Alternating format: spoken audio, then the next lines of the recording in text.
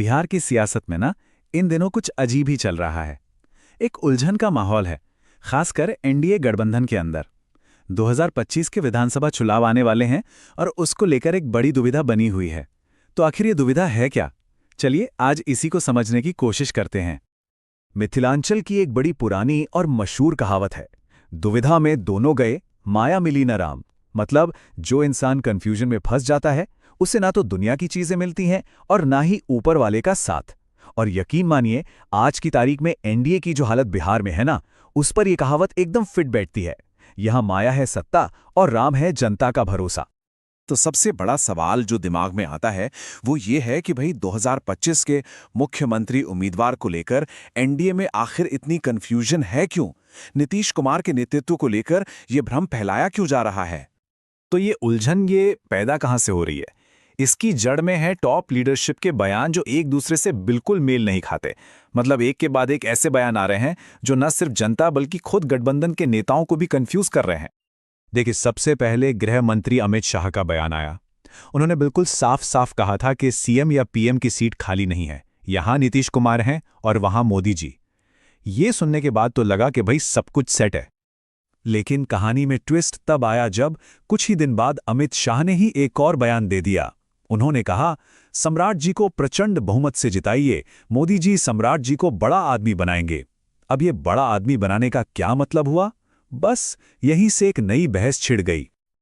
और सिर्फ इतना ही नहीं, प्रधानमंत्री नरेंद्र मोदी ने भी अपने बयान में बात को गोलमोल ही रखा। उन्होंने शपथ ग्रहण समारोह में कहा कि ये सिर्फ मंत्री बनाने के लिए नहीं है, बल्कि विकसित बिहार की नींव रखने के लिए हैं।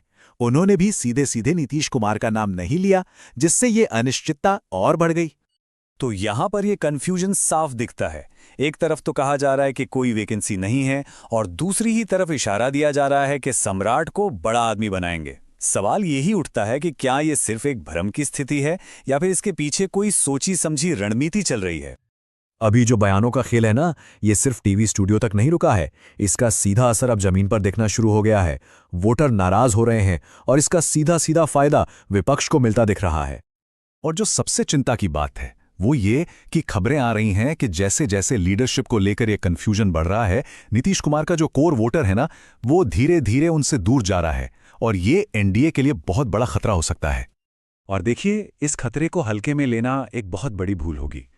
अभी हाल ही में जो लोकसभा चुनाव हुए उसमें एनडीए को बिहार में 5 सीटों का नुकसान हुआ था। ये सिर्फ एक नंबर नहीं है, ये एक चेतावनी है कि अगर जमीनी हकीकत को अनदेखा किया तो नतीजा क्या हो सकता है। और बात सिर्फ पिछले नतीजों की नहीं है, अभी जो हाल में सर्वे आ रहे हैं वो भी इसी तरफ इशारा कर रहे हैं। इन सर्वे में विपक्षी गठबंधन यानी महागठबंधन एनडीए पर बढ़त बनाता हुआ दिख रहा है। तो ऐसा लग रहा है कि कंफ्यूजन पैदा करने की ये स्ट्रैटेजी उन्हीं पर उल्टी पड़ रही है। असल में ये पूरा मामला जो है वो दिल्ली बनाम बिहार की राजनीति का बन गया है। ऐसा लगता है कि जो राष्ट्रीय रणनीति दिल्ली में बन रही है और जो बिहार की जमीनी हकीकत है उसमें एक बड़ा गैप है। और मजेदार बात यह है कि दिल्ली के बड़े नेताओं के उलट बिहार में एनडीए के जो लोकल नेता हैं वो इस हकीकत को अच्छी तरह समझ रहे हैं। चाहे वो चिराग पासवान हों, जीतन राम मांझी हों, उपेंद्र कुशवाहा हों, यहाँ तक कि बीजेपी के अपने नेता राजीव प्रताप रूडी भी सब एक ही सुर में कह रहे हैं कि नीतीश कुमार के नेतृत्व पर बात साफ होनी चाहिए। मतलब साफ है, बिहार में गठबंधन के जो पार्टनर हैं वो मानते हैं कि नीतीश कुमार को सीएम चेहरा न बनाना एक आत्मघाती कदम हो सकता है। वो जानते हैं कि इस तरह की कंफ्यूजन से गठबंधन को बहुत बड़ा नुकसान हो सकता है। तो अब हम आते हैं 2025 के सबसे बड़े सवाल पे।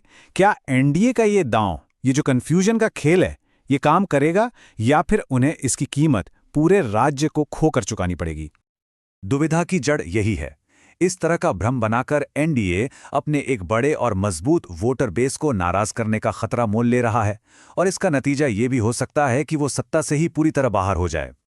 तो चलिए घूम फिरकर वापस उसी कहावत पर आते हैं। क्या 2025 में एनडीए के साथ भी यही होगा? क्या वो माया यानी सत्ता और राम यानी जनता का भरोसा दोनों ही खो देंगे? ये एक ऐसा सवाल है जिसका जवाब तो अब आने वाला वक्त ही देगा।